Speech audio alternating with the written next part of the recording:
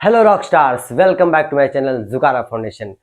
तो आज हम लेकर आए हैं एक नया टॉपिक जो क्या है, oogenesis।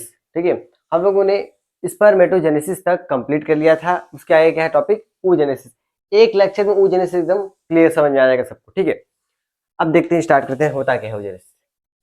पहले तो ये जानते हैं कि oogenesis का दूसरा नाम क्या होता है, ओवोजेनेसिस। ओवोजेनेसिस मतलब oogenesis या ओवोजेनेसिस एक ही बात है। ठीक है, अब देखते हैं क्या होता है। ये क्या होता है oogenesis। ऐसे मेल में क्या होता है, स्पर्म का फॉर्मेशन होता है, तो उस प्रोसेस को हम क्या कहते हैं, स्पर्मेटोजेनेसिस। उसी तरह फीमेल में क्या होता है, ओवम का फॉर्मेशन होता है, और उस प्रोसेस को कहते हैं ओवोजेनेसिस या oogenesis। तो कह सकते हैं the process of formation of ovum is called oogenesis। क्या लिख सकते हैं, the process of formation of ovum. ठीक है, oogenesis क्या है, the process of formation of ovum. इसी प्रोसेस को हम oogenesis कहते हैं। और अगर अगला पॉइंट जाने, oogenesis होता क्या है, किसमें है, फीमेल में, इन फीमेल। इसमें एक चीज डिफरेंट है, जो स्पर्मेटोजेनेसिस होता था मेल में, वो प्यूबर्टी पे स्टार्ट होता है, लेकिन ये जो oogenesis होता है फीमेल में, ये एम्ब्रियोनिक एज से ही स्टार्ट हो जाता है। ठीक है, start at embryonic stage.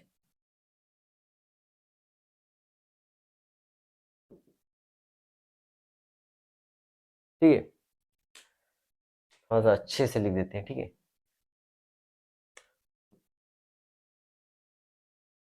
Start in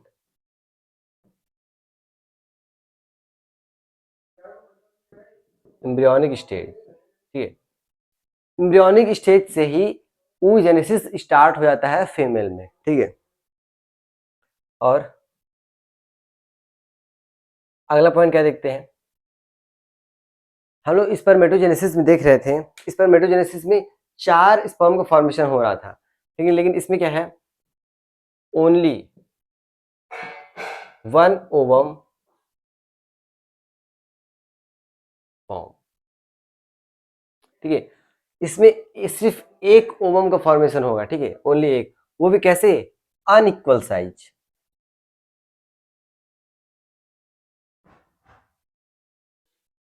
spermatogenesis में चारों बन रहे थे, लेकिन सभी कैसे थे, इक्वल साइज। इसमें क्या है, अनइक्वल साइज के होते हैं। ठीक है, और ये जो oogenesis होता है, एक एज तक स्टार्ट क्या होता है, स्टॉप हो जाता है। जैसे अगर बात करें 45 to 50 ईयर्स में, ईयर्स तक फीमेल में ये स्टॉप हो जाता है, और स्टॉपेज को क्या बोलते हैं,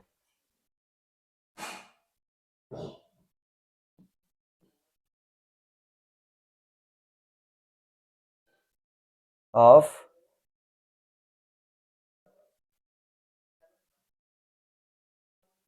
मेनापाउस।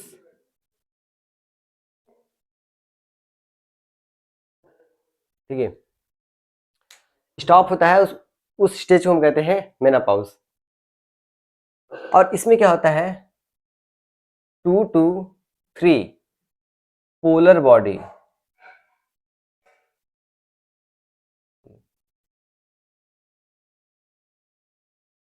2 से 3 पोलर बॉडी का फॉर्मेशन होता है ड्यूरिंग oogenesis। ठीक है, तो इतनी बातें हमें जानना जरूरी है oogenesis में। अब हम देखते हैं oogenesis का प्रोसेस किस तरीके से होता है। ठीक है, इतना आप नोट कर लीजिए पहले, ये oogenesis के पॉइंट है इतने।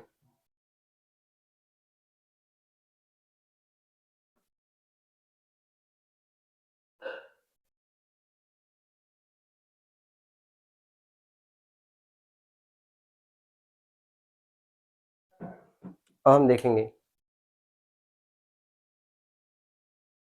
ठीक है, ये जो है 2n है, और इसे कहते हैं primary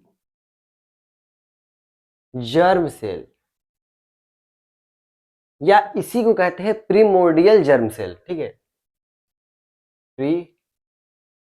primordial germ cell. Ovary में अगर हम मान लीजिए ओवरी है, ठीक है, ओवरी है, तो यहाँ पर क्या सेल्स प्रेजेंट होती हैं, ठीक है, प्रीमोर्डियल जर्म सेल, इन्हें कहते हैं प्रीमोर्डियल जर्म सेल। ये वही सेल है, ठीक है, और इसकी प्लॉइडी कितनी होती है, 2n होती है। अब देखते हैं इसके आगे क्या होता है। तो ये क्या है, प्रीमोर्डियल जर्म सेल, ठीक है, इसकी प्लॉइडी 2n होती है। इसमें अब क्या होता है, माइटोटिक, ठीक है, माइटोटिक डिवीजन या इसे कहते हैं माइटोसिस, दूसरे कलर से लिख देते हैं, ठीक है। यहाँ पर क्या हो रहा है, माइटोसिस, ठीक है, फिर इसमें भी क्या होता है, माइटोसिस होते रहता है।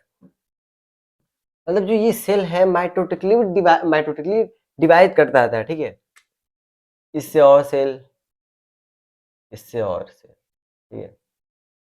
प्लॉइडी सबकी 2n ही रहेगी, ठीक है, 2n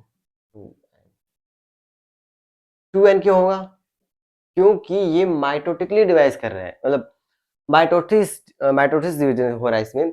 अगर इसमें मियोसिस होता है तो इसकी प्लॉइडी चेंज हो जाती है, एन होती, लेकिन यहाँ पर क्या हो रहा है, माइटोसिस। और ये क्या, हाँ, ठीक है, जो माइटोसिस डिवीजन से जिसका फॉर्मेशन, जिस सेल का फॉर्मेशन हो रहा है, उस सेल को हम नाम देंगे ऊगोनिया, ठीक है। अब हम इसे क्या बोलेंगे, इन सब सभी सेल को ऊगोनिया, ठीक है, ऊगोनिया। अब इसमें क्या होगा, ये जो सेल्स हैं इसमें से कोई एक सेल अपना ग्रोथ करेगा, अपने साइज में इंक्रीज हो जाएगा, ठीक है। मान लीजिए कोई सेल है, अब इसका साइज इंक्रीज हो गया, प्लॉइडी चेंज नहीं होगी, प्लॉइडी 2n ही रहेगी, प्लॉइडी 2n। अब हम इसे नाम देंगे प्राइमरी oocyte, प्राइमरी,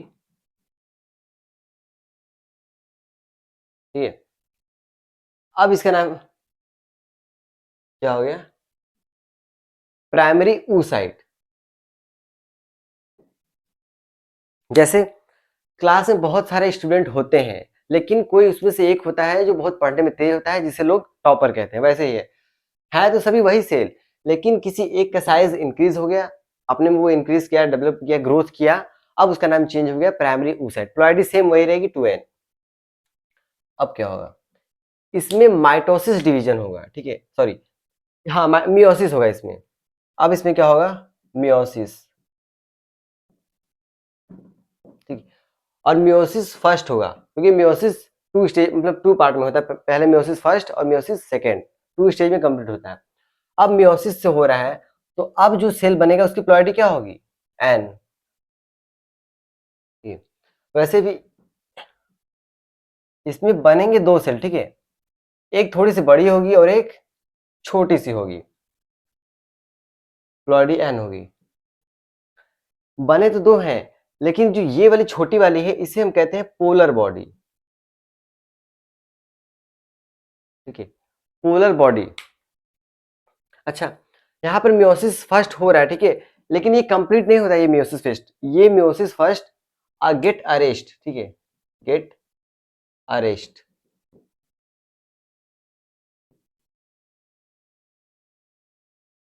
ये जो मियोसिस फर्स्ट है, अरेंज क्या होता है, अरेस्ट हो जाता है, मतलब वहां पे स्टॉप हो जाता है। वो मियोसिस के किस स्टेज में, प्रोफेज फर्स्ट, ठीक है, प्रोफेज फर्स्ट।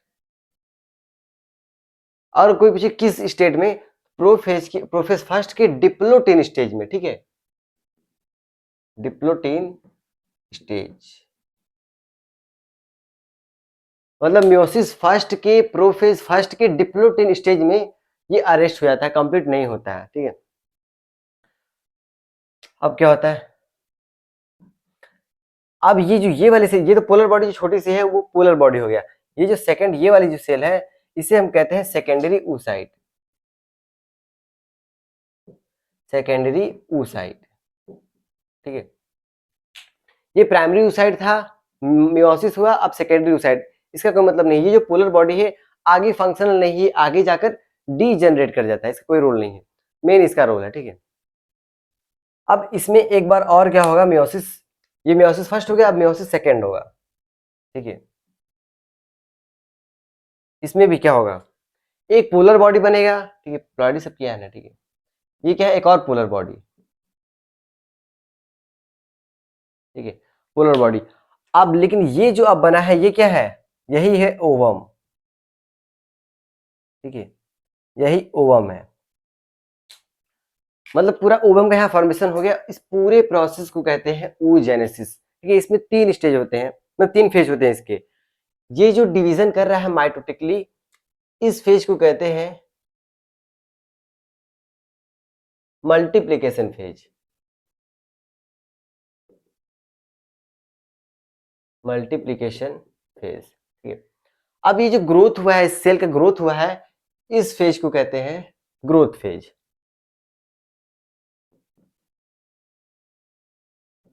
ठीक है, ग्रोथ फेज।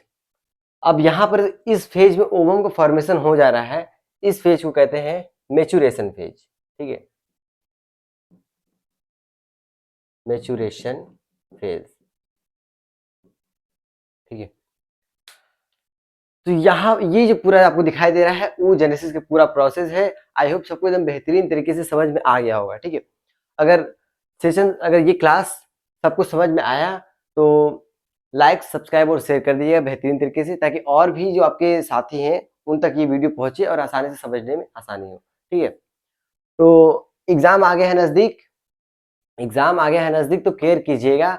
वीडियो समझ में आया तो लाइक, सब्सक्राइब और शेयर कीजिएगा, ठीक है। मिलते हैं अगले लेक्चर में।